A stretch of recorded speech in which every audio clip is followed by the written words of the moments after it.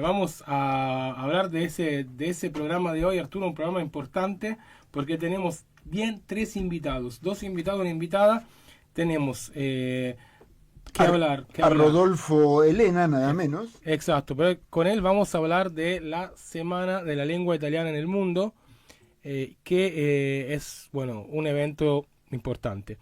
Es un diálogo imaginario entre Dante Alighieri, el sumo poeta italiano, y Borges, ¿sí? Así que el libro es muy interesante. La peculiaridad que tiene este libro del amigo Rodolfo Elena es que es un libro bilingüe, o sea, tiene una página en castellano y una en italiano. Si todo aquello que quieren estudiar italiano o saben un poco de italiano, pero no tanto, se pueden ayudar con la parte en castellano. Es interesante porque para Dante Alighieri una, una propuesta literaria extraña, única, de establecer un rango ético entre los seres de un supuesto más allá, eh, califica a los que estamos acá permanentemente de un destino, de una moralidad, de una lección de vida. Y Borges, nada menos que el poeta más destacado de la ciudad de Buenos Aires, que tiene, además de por objetivo la observación de lo folclórico, de lo telúrico, un reclamo a la universalidad también, pero por vía de lo imaginario. Para Borges creo que seriamente no es tanto la poesía, sino como la narrativa, el cuento, la aventura de imaginar un mundo desde Buenos Aires, es quizás el complemento necesario. No quiero ni imaginar de qué pudieron haber hablado el Dante con Borges. Hola Rodó, Bueno, esto te hablamos de lo FM va La a Boca para contar mandarte al aire. Rodolfo, justamente es su trabajo de lector, su trabajo de escritor también. Va él a decirnos de qué se trata este diálogo. Yo presencié la presentación que hubo hace un par de días acá en la editorial Duncan, pero bueno, no voy a anticipar nada porque quiero directamente que él nos cuente, también hacerle un par de preguntas que sí me quedaron en el tintero con el tema de la presentación. Es un libro para mí muy útil también a nivel didáctico, ¿sí? Yo lo estoy ya pensando de utilizar en mi colegio con los chicos de los últimos años para hacer este paralelismo. Pero lo que vos decís, Arturo, que si bien Dante es poeta, pero también Dante es ensayista, ¿sí? Para Sí. decirlo de un término que hoy llamamos ensayista, en la época se decía jurista, se decía escritor político, ¿no? Teólogo. Dante es una especie de enciclopedia de la época medieval, digamos, ¿no? Ha escrito en el mundo de lo imaginario un verdadero código ético que ha sido universal durante generaciones. Rodolfo Elena, ¿está usted en línea? Arturo Avellaneda lo saluda desde Mundos Paralelos, FM La Boca. Arturo Rodolfo Elena reportándose de Casa Central. ¿Cómo están? Muy bien, es un honor para nosotros tenerlo en nuestro programa de hoy. Julio, nuestro conductor, ha estado presente en el lanzamiento ahí en la editorial de su último texto, que nos llama muchísimo la atención y por eso lo llamamos para charlar con usted. Bienvenido. Muchas gracias. Julio, ¿qué le contaste a Arturo?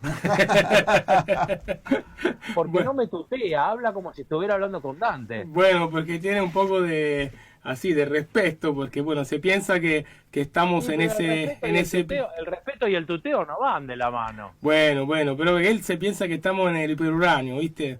O Somos el amigos, infierno, no somos. sé cómo es. Es que es un... Julio es un amigo. Rodolfo, es que el tema me convoca al más profundo de los respetos, por favor. Sí, está bien. Sí, la verdad te agradezco que arranquemos así. Eh, no, ¿Puede ser que tenga mi propio retorno? Me escucho yo mismo. A ver, Un poquito de rebote menos. ahora, Ahí va. Eh, Perfecto, gracias muchachos. Sí, impone respeto porque son dos grandes, pero ni para no tutearse da. Los que no se tutean en el libro son ellos dos, ¿verdad, Julio? Claramente, claramente. Pero porque son dos hombres de otra época. Bueno, Eh, se toman en serio también a veces los dos, ¿no? Demasiado en serio se toman. Se toma, más o menos, viste que a veces, viste, por momentos se toman en serio y por momentos, como dicen los chicos ahora, se picantean un poco. Bueno, Rodolfo, escucha, nosotros queremos hablar del libro, pero también queremos Muchas hablar un poco gracias. de la Semana de la Lengua Italiana en el mundo. Pero Claro. justamente vos elegiste presentar el libro en esta semana, que es la semana que pasó recién, digamos. Y bueno, ¿qué quiere decir para vos esta semana como autor que, bueno, se expresa en dos idiomas? Así que tanto en italiano como en castellano, sobre todo en castellano, pero también en italiano, quería decir. Y este año recordamos a la audiencia que el tema de la Semana de la Lengua Italiana del Mundo fue Italofonía, el italiano más allá de las fronteras. Así que para nosotros acá en Buenos Aires es como un tema de actualidad, te diría. Sí, además parece que se lo hicieron para estos dos, viste, el italiano más allá de la frontera, y estos dos, uno habla español, el otro habla italiano y se entienden perfecto. Para mí el tema de la Settimana de la Lengua Italiana es importante porque rescata un concepto que para mí es meridiano, que es el de la italianidad. Bien, Y cuando hicimos la presentación de la versión en español, porque ahora les voy a contar un poquito, este libro nació en español y cuando tengo la oportunidad de viajar a Benevallena, de donde viene mi bisabuelo, la gente del pueblo me dice que si lo traduzco al italiano, lo puedo presentar allí. bien. Entonces llego muy entusiasmado, hace 2 años, hablo con quien era mi profesor de italiano entonces, le cuento de qué viene la cosa y me dice, bueno, pero lo vas a traducir vos, yo no me voy a tomar ese trabajo. Claro, Porque yo estudio italiano, pero yo no estoy en condiciones de hacer este trabajo. claro. Y me dice, bueno, vamos a hacer una cosa, traducilo vos y después en cada clase que tomamos una vez por semana, lo corregimos. Qué bien. Y fue un acierto, porque fue un doble desafío, lo leí permanentemente, porque lo leíamos cada vez que lo corregíamos. Tengo que agradecerle al profesor Massimiliano Romanelli porque esa fue una decisión muy pedagógica de su parte. Él es italiano, habla muy bien el español y entonces me pudo ayudar con giros idiomáticos y estas cosas. Y Claro. cuando llevamos las dos versiones el año pasado, en diciembre, a la Dante Alighieri de Bahía Blanca, Ujú. una de las docentes me dice, esto está muy bien, me gusta para trabajarlo en clase, pero no es un inconveniente, pero me dice, tengo una incomodidad, que es que hay que tener los dos libros. Claro. Me dice, ¿por qué no te haces una edición bilingüe? Mm. Ajá. Porque es más pedagógica. ¿Y saben qué, muchachos? Yo nunca pensé que esto podía ser utilizado como una edición pedagógica para estudiantes de italiano. Yo esto lo No, escribí porque claro que tenía la sí, necesidad de claro que sí. escribirlo. Y más, te digo que casi seguramente lo voy a utilizar yo el año que viene, así que Para mí sería en el colegio. un placer, sería un honor porque, bueno, tenemos un amigo en común que es Mauricio, Sí, quien sabemos lo que siente él por Italia y por la italianidad, y fue un poco quien nos unió indirectamente. Y entonces que vos decidas eso, para mí es un placer.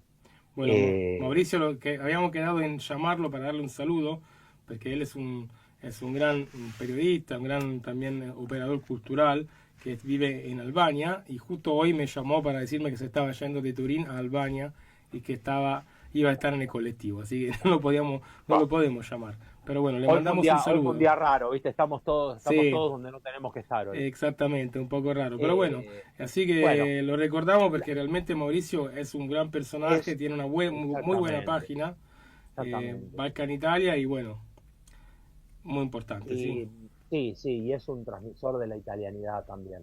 también. Eh, bueno, cuando me quedo sin los ejemplares, había que volver a editar, busco a la gente de Duncan que me asesora para que quede este ejemplar que es el que vos viste en la presentación el miércoles, y que lo hayamos podido presentar a la Semana de la Lengua Italiana, para mí es un gusto. Yo trabajo en una compañía de seguros, me tomé la semana pasada de vacaciones y entonces hicimos el lunes la presentación en la Dante Alighieri de Junín, donde me recibieron increíblemente bien. El martes estuvimos en la Asociación Molisano Monforte y de Villavoz. El miércoles fue cuando estuvimos contigo y con los amigos en Editorial Duncan. El jueves me fui a Mar del Plata. Entonces el jueves a las 3 de la tarde hicimos en la Dante Alighieri de Mar del Plata Qué bien. una charla que se llamó Dante en su laberinto, Mm. y la vamos a repetir en Buenos Aires, así que te voy a invitar para que la compartamos juntos. Y a las 5 de la tarde presentamos esta edición en las Tres Venecias. Ah, bien. Gracias a la generosidad de Marcelo Carrara, que el Mar del Plata tiene una difusión de la italianidad, tiene un compromiso fundamental con la italianidad. Y en la Dante Alighieri de Mar del Plata quiero agradecer a las profesoras Erika y Lisa Garimano, al profesor Pedro Becchi y a la profesora eh, Francesca Fontana, que hicieron posible este evento. Y el sábado lo presentamos en la Federación de Sociedades Italianas de Mar del Plata. Qué bien. Muy Y bien. ayer domingo lo difundimos en Vorterix, Mar del Plata. También ahí Mar del Plata es una fiesta. Un lujo. Un lujo sí, de además italianidad. la italianidad Claro. en Mar del Plata brota de abajo de los lobos marinos, ¿viste? Totalmente, totalmente. No hay más que acercarse al puerto para darse cuenta que ahí la Están italianidad tan comprometidos, es al mango. tan comprometidos con la cultura en general. Mirá, cuando hicimos la presentación en Bahía Blanca, el cónsul de Bahía Blanca, que también estuvo súper generoso, después de la presentación ofreció un cóctel para los presentes. Él dio una definición que para mí es, cada vez que puedo la repito. Él dijo, la lengua italiana no es solamente un idioma, es una cultura. Claro. Y eso en Mar del Plata se vive. En Mar del Plata vos estás con las diversas asociaciones italianas y ves cómo se come, cómo se baila, cómo se habla. La solidaridad traspasa cualquier tipo de ego y egoísmos y mezquindades. La italianidad es una fiesta. Y en esta semana de la lengua italiana esas cosas eh, son para destacar. Rodolfo, acá en FM La Boca, yo le diría, después de La Boca, Mar del Plata es la gran capital italiana, porque La Boca realmente es también un centro cultural histórico de la italianidad. Sí, claro. Que no cesa, que no se cansa de ser italiano, ser parte de la italianidad. Rodolfo, a mí me surgen varias preguntas para charlar con vos. Porque resulta que don Dante Alighieri no lo conoció a Borges, pero Borges sí lo menciona a Dante Alighieri en algunos textos de él, de su autoría. Incluso me cabe a mí en mi imaginación hurgar acerca de cuál Borges sería el que quisiera hablar con don Dante Alighieri, citándolo en sus propios textos. Yo no sé, no se la quiero complicar, pero ¿por qué no me cuenta un poco de eso? A veces lo cita, a veces no lo cita, a veces lo deja como algún trazo. Yo empiezo a estudiar la obra de Borges con la profesora Alicia Ardila. A mí no me... Voy a decir algo inconveniente. A mí no me gustaba Borges. Pero es a partir de un prejuicio, porque ¿por qué no me gustaba Borges? Porque es difícil. ¿Y cómo sé si es difícil si nunca lo leí? Claro. Pero Borges en la adolescencia te podés dar el lujo de dejarlo de lado, pero Borges es como una expresión típicamente argentina. Borges es como el tango, Borges espera. Y tenemos todos los, digamos, que participan del movimiento cultural más popular, digamos, el sector boedo de la cultura, para definirlo de otra manera, no el sector Florida al que pertenecía Borges. Todo el sector tiene amigos en común que son claves. Uno es Carriego, que es el poeta del barrio. Otro es Macedonio Fernández, a quien todos los Florida y los Boedo admiraban en común. Ahí en el libro aparece Macedonio. Macedonio, genio total. Bueno, entonces yo empiezo a estudiar la obra de Borges con Alicia Ardila, y ella un día ofrece un curso que se llama Borges Lector de Dante. Y ahí se me movió toda la estantería, muchachos, porque yo no sabía que Borges había leído a Dante. Claro. Y además, yo coincide en un momento donde yo estudiaba italiano y además estaba buscando los papeles para el trámite de mi ciudadanía, entonces ocurrió ahí como una rotonda, hubo como un momento único e irrepetible donde todo confluye. Dante, Borges, la italianidad, la Divina Comedia, y entonces me pongo a estudiar a Dante. Y tengo que confesar que me he convertido, si fuera un Boca River, soy más dantista que borgiano. Digamos que a Borges lo quiero, pero a Dante lo amo, porque el sangue fa il suo, y la sangre hace lo suyo también. Entonces, Sí, la sangre tira, y bueno, ¿saben qué pasó? Que me pongo a estudiar a Dante, cuanto más estudio a Dante, más veo a Borges. claro.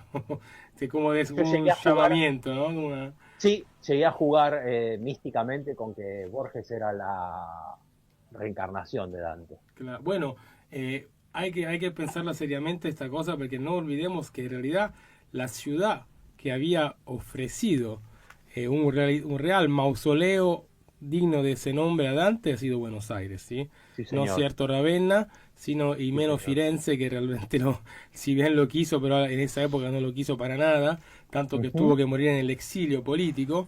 Y ujú. bueno, el Palacio Barolo estaba Sí, pensado señor. exactamente para ser el mausoleo Sí, de los restos de Dante, y recordamos que es el edificio más alto en Buenos Aires hasta 1935, así que sí. Dante hubiese sido realmente hubiese descansado en un lugar excepcional, ¿no? No se llegó Sí, a hacer de esto, hecho, pero bueno, no, pero de hecho quienes tengan la oportunidad de visitar el Barolo van a ver que en el hall central hay un pequeño monumento donde se dice que ahí estaba planeado que estuvieran los restos de Dante. claro, eso es muy Eh, llamativo, ¿no? sí, sí. Empiezo a encontrar similitudes entre ellos. Cuando apareció la primera la llamé casualidad, la segunda le dije coincidencia, la tercera ya dije, ojo que acá pasa algo. Y ya cuando aparecieron 6 o 7 dije, esto es otra cosa, paremos aquí. Y como quien va al supermercado, me hice una lista a mano alzada de las similitudes que aparecían. Y cuando las tuve todas juntas, dije, bueno, esta gente se va a tener que juntar a hablar. Claro. Y lo Porque no sentaste puede ahí en haber, tu libro. no, pues sí, porque no puede haber tanta coincidencia, tanta casualidad, entre comillas, entre dos personas que están separados por un océano, 11.000 kilómetros de distancia y con 700 años de diferencia.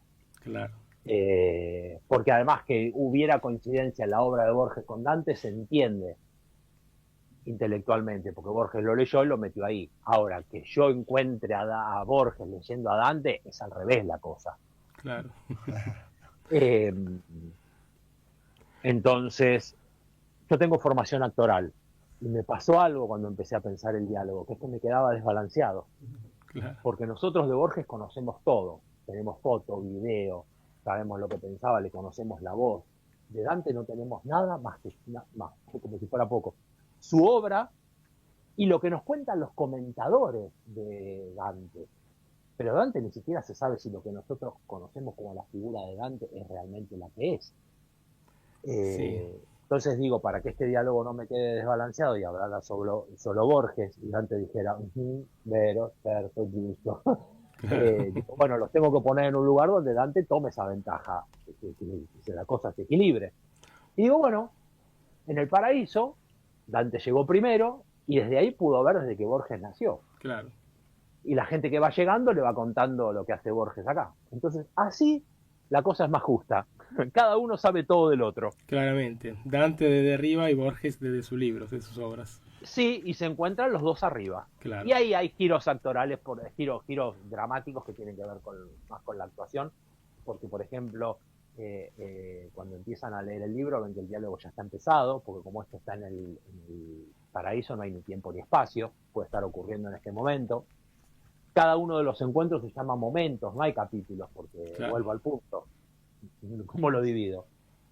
Eh, y entonces hay una suerte de concatenación de temas por los que ellos van pasando y casi siempre tiene que ver con sus obras. Hay una excusa, hay un disparador, pero después ellos hablan a través de sus textos. Rodolfo, ¿cuáles son los temas principales alrededor de los cuales se encuentran estos dos autores en tu obra? Eh, los podemos decir en cualquier orden, los voy a decir como me van viniendo a la cabeza. Dale, Uno de dale. ellos es la amistad. Ajá, Nosotros sabemos qué pensaba Borges de sus amigos y vemos a través de la obra de Dante que le pasaba con los suyos. De hecho, la relación de Dante con Guido Cavalcanti, claro. casi con esta cosa del nacimiento del Bioy Testino Nuevo, es casi la misma que podemos paralelizar con la de Borges con Bioy Casares. Mm, Interesante, muy interesante. Para el Dante la amistad era causal del peor de los males, que era la traición a sus amigos, ¿no es cierto? Y es lo que le pasó.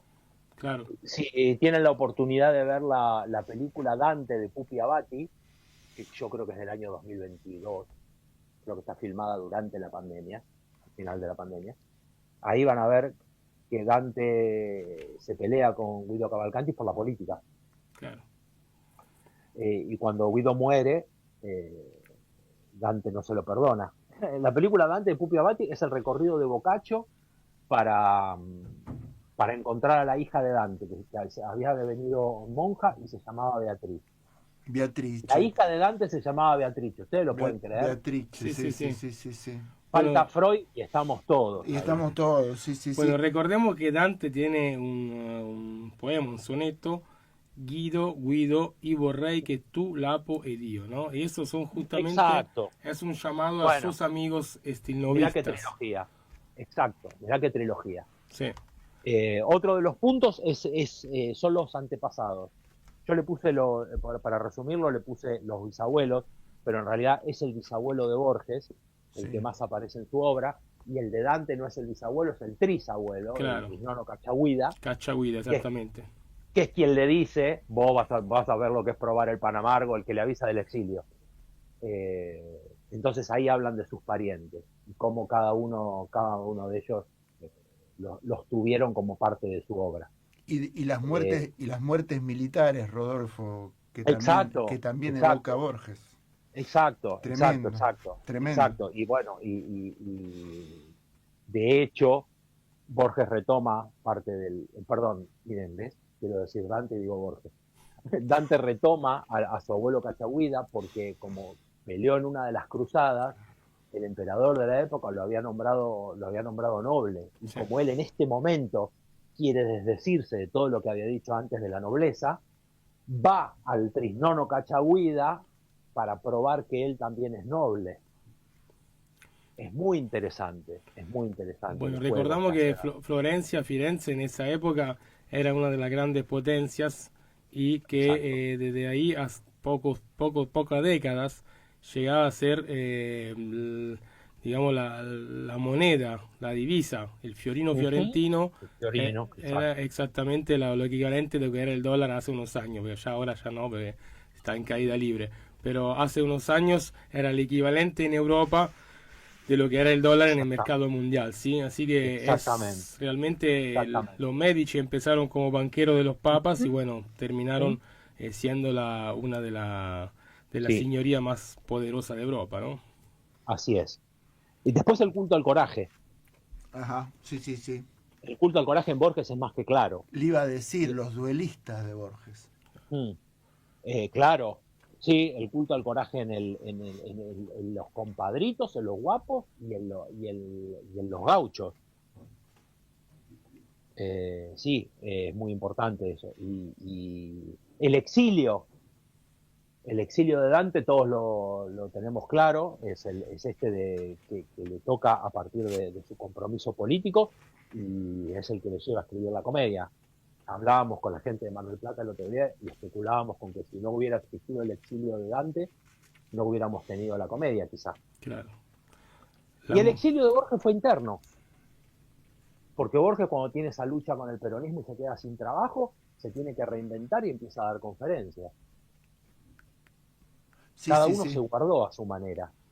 Otro de los puntos es la política, y acá tocamos este punto en que Dante, como hombre del medioevo, no era solamente escritor.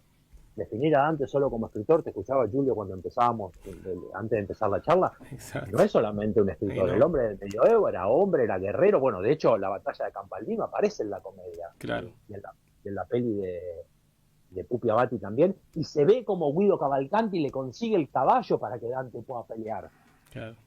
en Campaldino. Entonces era boticario porque había que tener un título para poder acceder a la política, y era hombre, y era padre, y era...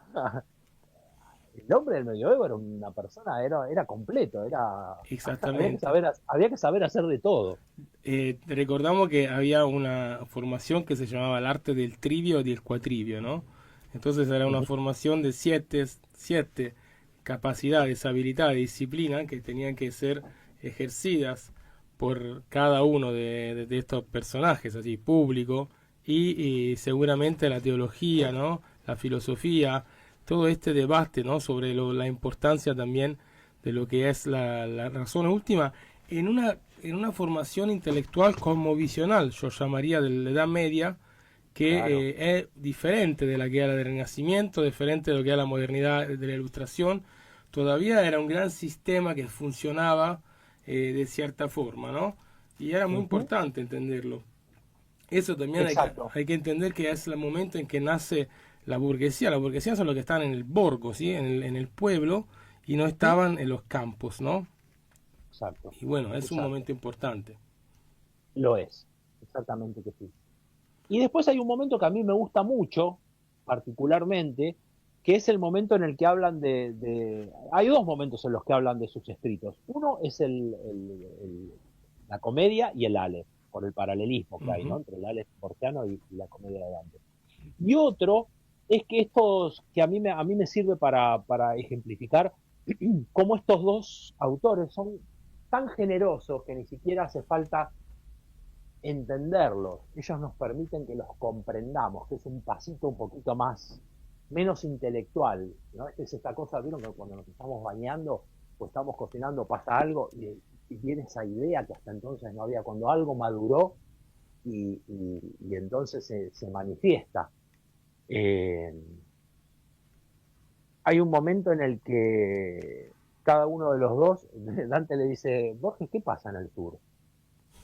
En el sur en el cuento, ¿no? Porque en esto de la generosidad para que los podamos comprender, cada uno de nosotros puede pensar que en el sur hay como esas lecturas, ¿no? De lo simbólico, de qué fue lo que en realidad le pasó a Borges ahí cuando muere en ese cuento, y de qué manera, y a Dante, que es el paralelismo que hace ese momento, Borges le pregunta, ¿y el conde Ugolino se comió o no se comió a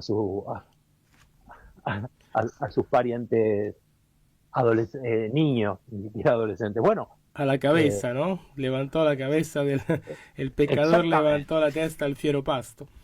Exactamente, y entonces después pudo más el ayuno. Claro. ¿Qué es ese pudo más el ayuno? Pudo más el ayuno y me dejé morir, Claro. sobreviví o pudo más el ayuno y me los comí. Hace 700 años que los comentadores están pensando esa línea. Recordamos que el conde Ugolino había sido encerrado, ¿no? Como castigo en una torre, ¿no? Y con sus hijos destinados a morir de hambre, ¿no? Estos eran los de Luca que encerraban a los pisanos, ¿no? Exactamente. Fíjense el grado de crueldad que encierra al padre con sus hijos y un par de sobrinos, y entonces, bueno, alguien decidirá. Y el texto dice que los hijos le dicen, nosotros, vos nos diste la vida, vos nos la podés quitar, comenos y sobreviví. Claro. Bueno, no sabemos qué pasó ahí. Y en el sur no sabemos qué pasó. Cada uno puede interpretar el final que quiera, que sepa y que pueda en ese texto borgiano. Y después, por supuesto, el momento de Ulises, donde cada uno de ellos hace de su Ulises una magia. Claro. Y el momento de Ulises es quizás uno de los más, yo te diría de los más, ¿cómo se puede decir? De los más anticipadores de lo que realmente es la cultura occidental de la modernidad. si nosotros pensamos a este tema de Ulises que se ata, ¿no? Al barco para no estar, no sufrir la seducción de las sirenas. Y bueno, es increíble, ¿no? Ahí, este tema de Ulises, imagínate que hasta lo retoman añares, siglos después, Adorno, Horkheimer, de la Escuela de Frankfurt, en el capítulo quizás más importante de la dialéctica de la Ilustración, en el cual ven en Ulises justamente la dimensión sádica del ser humano occidental, que por no gozar, ¿no?, de la seducción, no dejarse llevar hacia el placer, hasta como se ata y se autocastiga, ¿no? Y ahí creo que, teniendo en claro estas dos lecturas de Dante, de la Escuela de Frankfurt, de Adorno, Horkheimer, es increíble. Yo cuando leí la dialéctica de la Ilustración, un libro de 1960, si no me equivoco, un poco antes, y ya que conocía ese canto de Dante, fue para mí como entender todavía más la profundidad de Dante en este tema de Ulises, ¿sí? Exactamente. Y algo que a mí también me gusta es esto del conocimiento. Viste que se dice que que Ulises sucumbe por querer conocer y es castigado por conocer. Claro. Y no es castigado por querer conocer. A mí me gusta pensarlo desde otro lugar. ¿Vieron que ahora hubo como un boom del Eternauta? Sí. Y estaba la frase que quedó en el inconsciente colectivo fue esta de nadie se salva solo. Sí. Bueno, a mí me gusta pensar en el concepto de que en realidad Ulises no muere por querer conocer. Ulises muere porque desafía a los dioses y se cree que puede conocer sin la ayuda de ellos. Claro, es un pecado y es de eso lo que hubris. lo destruye. Es eso lo que lo destruye a Ulises. A Ulises no lo destruye querer conocer. Todo lo contrario. Dante en la comedia dice que exactamente lo contrario. Exactamente. No fuimos criados para morir como brutos. Hay Ahora, Rodolfo, hay otra analogía también ahí en ese texto sobre la fidelidad y una Penélope que lo esperaba, Ulises, y lo retomo porque también la infidelidad es un tema en Dante, claro. Ambos son dos grandes constructores éticos. Está bien, para Dante más allá era como una especie de código penal, y para Borges una biblioteca. No lo quiero poner en apuros, pero le quiero preguntar sobre el tema del amor, porque hablamos de lo guapo, hablamos de la aventura, hablamos de muchas cosas, pero del amor no hablamos nada todavía. Bueno, eso es lo que aparece cuando ellos hablan de sus obras más conocidas y menos leídas, que son la Comedia y el Aleph. Ahí hay una Beatrice, cada uno de los dos tiene su Beatriz ahí por la que escriben esos textos, según se puede decir. Está la Beatriz Viterbo de Borges en el Aleph y está la Beatrice Portinari de Dante. Y entonces ahí hay un punto en el que Borges en el diálogo le dice: ¿a usted le parece escribir semejante obra nada más que por una mujer? Nada más que por el amor de una mujer. Entonces ahí medio como que también lo traen a Freud de nuevo, ¿no? Porque le dice, bueno, esa es su visión, acá habría que llamarlo a Freud porque usted está proyectando. Esto es lo que usted dice. Acá está hablando, usted me critica a mí, pero está hablando de usted. ¿Qué me quiere decir con que yo proyecto? Para esto le dice, no, mire, Freud nada, ya con 2 escritores de literatura fantástica es suficiente. Como que Freud ya es humano, ¿no? Ahora, ¿cómo vos podés pensar que podés tener un diálogo entre Dante y Borges y podés arrancar esa carcajada? Sí. No, eso porque sí. Es la picardía de 2 amigos que se encuentran a hablar de la vida, que se picantean, pero en el fondo, primero en el fondo y después muy en la superficie se respetan. Entonces, le dice, ¿qué me quiere decir con que yo proyecto? Que eso es lo que hizo usted en el Aleph. Usted escribió el Aleph para encontrar a su Beatriz. En la comedia es una historia de amor, pero es una historia de amor por el amor a uno mismo y el amor a Dios y la salvación. A mí me gusta pensar que la comedia Dante la escribió para explicarnos a los hombres que se puede ser feliz. Claro. Tiene Rodolfo ahí un temario de debates abiertos infinitos, porque los dos van al infinito realmente. Por eso me motiva también la curiosidad preguntarle por el tema de Dios, el tema de la Trinidad, del más allá. ¿Cómo es esa comparación? ¿Por qué el título? Sí, Sí. Bueno, ahí hay un juego numérico que tiene que ver con lo que estos dos pensaban de Dios también. Eh, Porque si yo digo dos con la Trinidad, y entonces pregunto, ¿no? Normalmente cuando sale esta pregunta en la presentación del libro, que digo, ¿cuántos personajes ven ustedes en el título? Entonces me dicen, pueden decirme tres, porque claro, Borges, Dante y la Trinidad. claro. Pero la Trinidad en realidad son Padre, Hijo y Espíritu Santo. Son tres Pero en uno. son tres, Más ellos son dos, tres que son son uno. cinco. Claro. Pero además, en la concepción de estos hombres, todos venimos de Dios, que es uno. O sea que en ese título estamos englobados todos. Le podríamos haber puesto uno, como el tango de Mariano Mores, y en realidad también servía, Claro, porque todos venimos de Dios. Entonces ahí juego con el canto 19 del paraíso, donde se forma un águila, en el que todos los ángeles hablan al unísono, pero se escucha la voz de uno. Entonces dice, hablamos todos y habla uno. Hablamos todos y hablo yo. Como que ahí está el concepto de unidad en Dante.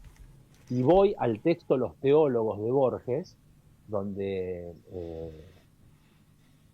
Juan de Panonia y Laureliano eran dos teólogos, uno odiaba al otro, el otro era bueno por naturaleza, pero el otro lo odiaba porque lo envidiaba, porque bueno, pasa algo, no quiero spoilar el cuento para los que no lo leyeron, se muere uno y va al cielo, y después pasa algo y se muere el otro.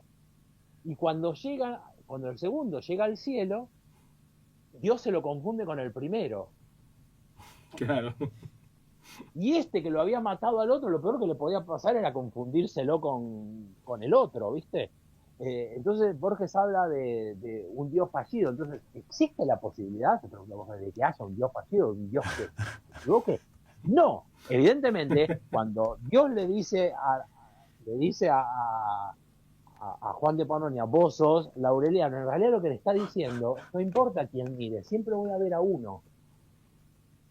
Porque para mí son todos iguales. Claro. Ese es el juego en el que cada uno de los dos autores, 700 años después, hablan de la unidad, hablan de un Dios, más allá de lo religioso, como unificador. Entonces me gustó jugar con esos dos conceptos que me ocurrieron a partir de eso que leí en el paraíso del águila, que hablan todos y al mismo tiempo y dicen lo mismo, habla uno, y este Dios que no es fallido de los teólogos, que en realidad lo que está queriendo decir es, cuando lo mataste, te mataste vos también. Claro. Y sí, hay mucho para decir sobre eso, pero la verdad que desde la idea de la unidad, ¿no? En Dios, recordamos que recién 1000 años antes de la Divina Comedia, en el 325 después de Cristo, en el Concilio de Nicea, se define el dogma trinitario, ¿no? Es decir, que Jesucristo es osmosis de la misma sustancia del Padre y no criatura del Padre, ¿sí? Entonces, esa unidad después también va a influir en la que es la filosofía, digamos, de Plotino, que para Dante es muy importante, a más allá también de Boecio, de otros autores que son claves para entender un poco el pensamiento de Dante. Y también es interesante pensar que el paradigma gestional, ¿no? El mismo del marketing, digamos, nace de alguna manera en ese concilio, ¿sí? En el cual se acuña el término oikonomía como gestión de la relación entre Padre, Hijo e Espíritu Santo, ¿sí? Ah, mira. Entonces tenemos como un tema muy importante. Todo esto está bien aclarado en el libro de Giorgio Agamben, El Reino de la Gloria. Es un libro que yo sugiero leer, largo, ¿sí? Y también un poco pesado, pero como tiene muchas cosas de suma importancia en que muestran cómo la economía en realidad sea un paradigma teológico, ¿no? Y bueno, Dante entra en esta mirada, entra en esta idea de justamente de la Trinidad, de la unidad, ¿no? Y también su visión política de la idea de apoyar una especie de güelfismo, digamos, ¿no? Ser por parte del emperador, pero con cierta autonomía de la parte espiritual por el lado del Papa, ¿no? Entonces, Exacto. Dante, como está dentro de un esquema medieval, políticamente muchos lo consideran conservador, para mí no, para nada, pero por la época era una mirada bastante abierta. Pero la cosa interesante es que dentro de este marco espiritual, de teología política, diríamos, para anticipar un poco el tema del próximo bloque, Dante consideraba como el peor de los crímenes absoluto, mucho lejos peor de la traición de los amigos y la traición también de, digamos, del asesinato, el asesinato, la corrupción. Sí. Así tenemos este tema que es un tema súper importante. Sobre todo el de la iglesia, que era el que... Claro, la simonía, el nepotismo, ¿no? Uh-huh. Y hay algo que, por lo que yo pensé esta charla de Dante en su laberinto, y tiene que ver con esto que estás diciendo, que es, pensé cuando decías el peor de los pecados, pensé que ibas a hablar de la usura. De la usura. Bueno, en realidad la usura es una parte de la corrupción, ¿no? Exactamente. Bueno, y Dante ahí tiene un problema, porque su padre y su abuelo eran usureros. Claro. Por eso él, cuando quiere hablar de su familia, fíjense que en la comedia no nombra al padre en todo el texto, y recién cuando va a buscar un pariente se va al trisnono. Claro, a cachagüida. Y para poder hablar de la nobleza, ¿por qué no habla de toda la familia? ¿Por qué no habla del padre? ¿Por qué no habla del abuelo? ¿Por qué no habla del bisabuelo? Porque esa comodidad económica que él tenía que ver con algo que le pesaba moralmente. Claro. Cuando él dice en el canto 1 del infierno que se encuentra invaso loco, está hablando esta cosa y el verbo que usa, que dice robinare, está ahí, él ahí, la pudredumbre que tiene es moral. Claro. Él está cargando, esta es mi interpretación, yo lo cuento con sí. énfasis, pero no está bien, está bien. No con concepto de verdad, porque me entusiasmo con el relato. Él ahí descubre que está en un problema. Dante no es muy dantesco lo que voy a decir, no es muy literato incluso lo que voy a decir. Dante está en el medio de un despelote. Claro. Bueno, entonces arma toda una maquinaria para poder salir de ahí. Claro, se encuentra con las tres bestias, ¿no? Las de tres fieres. Una es la codicia, la loba. Exactamente, que por más que trague y trague y trague, y cuanto más come, más flaca y más magra, claro. y más, porque no hay nada que la satisfaga. Exactamente. Es más, la loba después vuelve a aparecer. Dante no repite el tema de la loba después porque es casualidad. Es, hey, no se olviden de esto. Yo no vuelvo a este personaje porque no se me ocurre nada nuevo. Claro, claramente. Yo voy a volver sobre el tema porque esto es grave. Exacto. Rodolfo, vamos a empezar un poco a cerrar nuestro encuentro radial. Y yo quería volver un poco sobre el tema del italiano, de la italofonía, como este tema de esta semana de la lengua italiana en el mundo, y recordar un poco a la audiencia que el italiano es una lengua muy hablada en el mundo, muy hablada, pensando que viene de un país tan chico y que en realidad su extrema difusión se debe por sobre todo, si bien no únicamente, al tema de la emigración, ¿sí?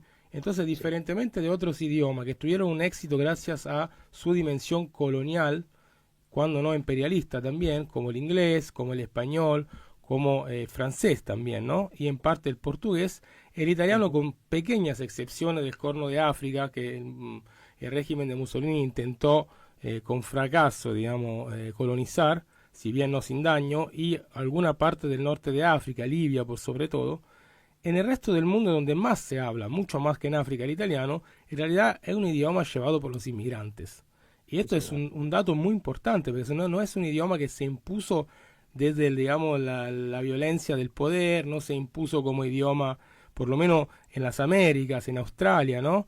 En estos lugares, un idioma que vino desde abajo y sin embargo llegó y llega a ser un idioma muy importante, significativo también en la cultura de estos países. Porque no es solo un idioma, porque es una cultura. Vuelvo al cónsul de Bahía Blanca. Claro.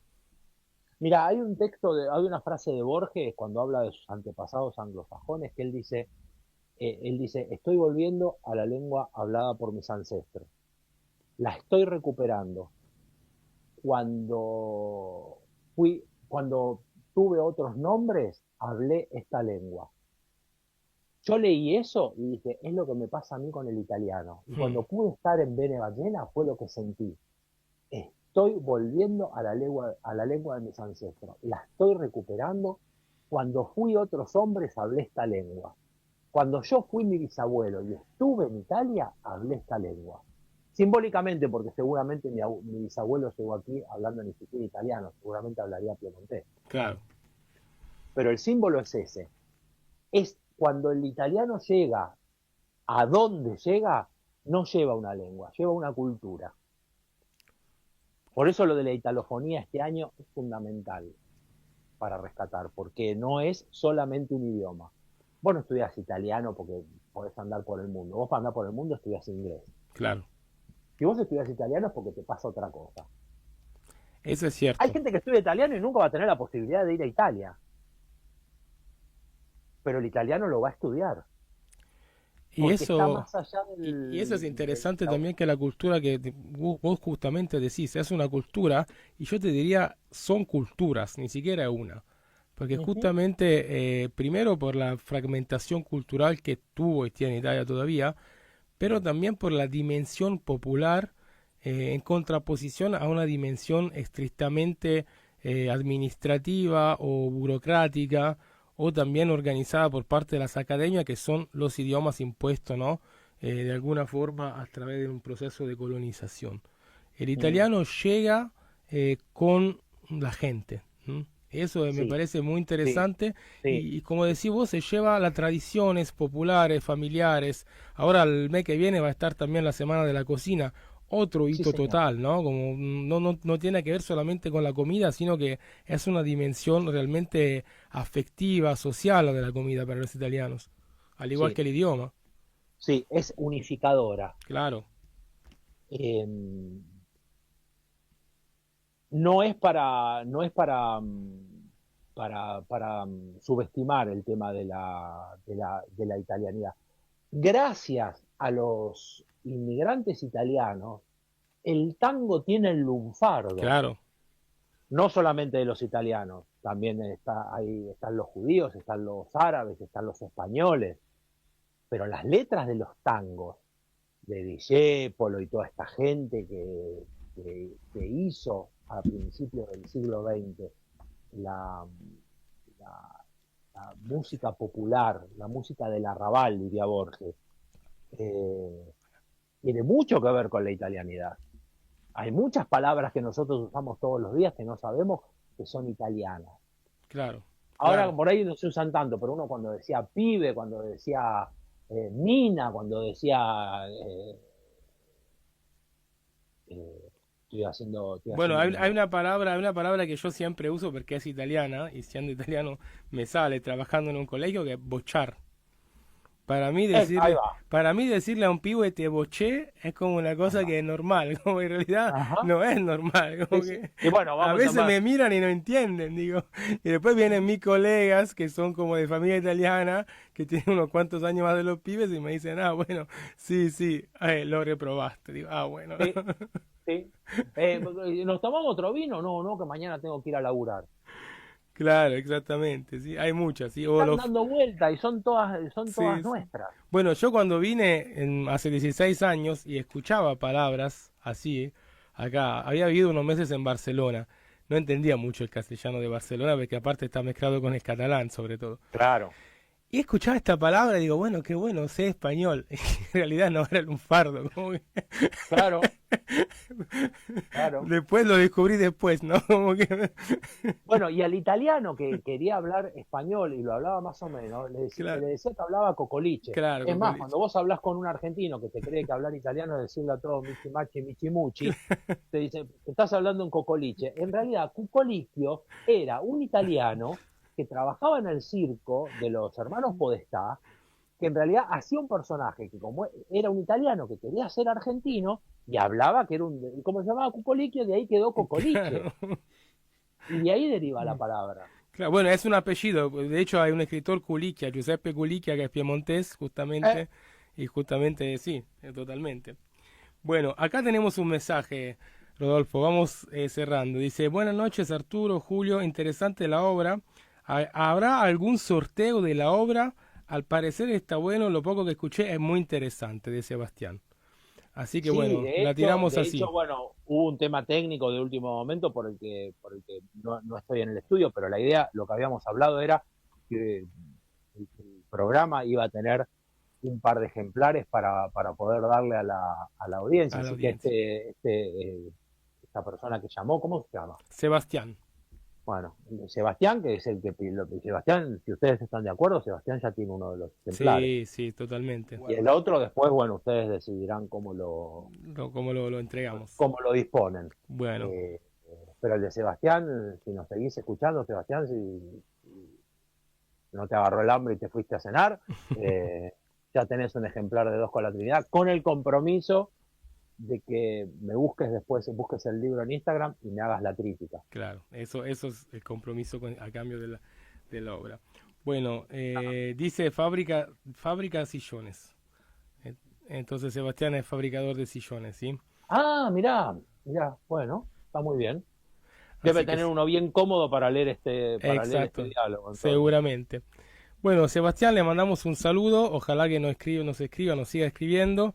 Sí, Y yo me voy a poner de acuerdo contigo y te doy los 2 ejemplares. Si ya sabes, cuando te sepas el nombre de la otra persona que se queda con el otro ejemplar, sin lugar a duda. te los Rodolfo, mando firmados. perfecto. Bueno, quedamos así. Vamos cerrando un poco este bloque que tuvimos realmente muy interesante, también muy alegre, Muchas ¿sí? gracias. Si bien hablamos de temas profundos, muy profundos, en realidad de autores que, como vos bien decías, son más citados que leídos. Pero... Sí, ¿y sabés qué pasa? Si nosotros no lo descontracturamos, Sí, estoy de acuerdo. bueno, esto lo hablamos el otro día. Estoy de acuerdo. A Dante se le enseña en la escuela secundaria y a Sí. Borges lo leían los trabajadores de la década del 50 que tomaban el tranvía y compraban el diario La Nación para ir a trabajar. Claro. O sea, son autores difíciles, pero nosotros un poquito nos pusimos un poquito perezosos. Bueno, escúchame, yo ya hablé con mi compañera, mi colega, la profesora de literatura de mi colegio, y ya el año que viene vamos a pensar de hacer este mini proyecto con tu libro, de tratar de leer a Borges y a Dante en paralelo, ¿sí? Qué Ella bueno, durante qué sus bueno. horas y yo durante la mía de italiano. Y si vos vas a estar por este lado, que no te vas a Italia, en marzo está el Dante D, el Día de Dante. Así que estaría Sí. bueno por ahí ver y organizarnos. Si vos estás acá, podríamos hacer hasta un encuentro. Mira, el 25 de marzo, que es el Dante Di, voy a estar en Mar del Plata. Bueno, Porque ahí en va a esa haber semana. algo, pero en esa semana algo hacemos. Buenísimo. Bueno, te tomo la palabra y después, bueno, ya nosotros nos veremos por otro lado con más tranquilidad. Seguramente, A uno de estos días, ¿sí? Y seguramente. nos debemos una charla más tranquila. Te Sí, mandamos claro. un abrazo súper grande, muy agradecido de Y- estar con nosotros. No, yo agradecido a ustedes por el tiempo, por la curiosidad, por la disposición y por el espacio. Arturo, Muchísimas gracias, ¿me Rodolfo, prometés que me Elena, puteás la próxima vez que hablemos? cómo no. Y guardamos para Sebastián un ejemplar y ya mismo nos ponemos en campaña para ubicar el otro Perfecto. libro de Dante y Borges, 2 con la Trinidad, de Rodolfo Elena, querido. Y va uno para vos, Arturo, también, que vos no lo tenés el ejemplar. Tante grazie, Rodolfo. Altrettanto, caro. Ci vediamo pronto. El operador dice está hablando en Cocoliche, pero bueno, vamos a hacer que Arturo esté hablando en italiano. Grazie mille. Bueno, Rodolfo, te mandamos un abrazo. Un fuerte abrazo. Esto era Mundo Paralelos con Rodolfo Elena. Chau, chau. Chao, chao.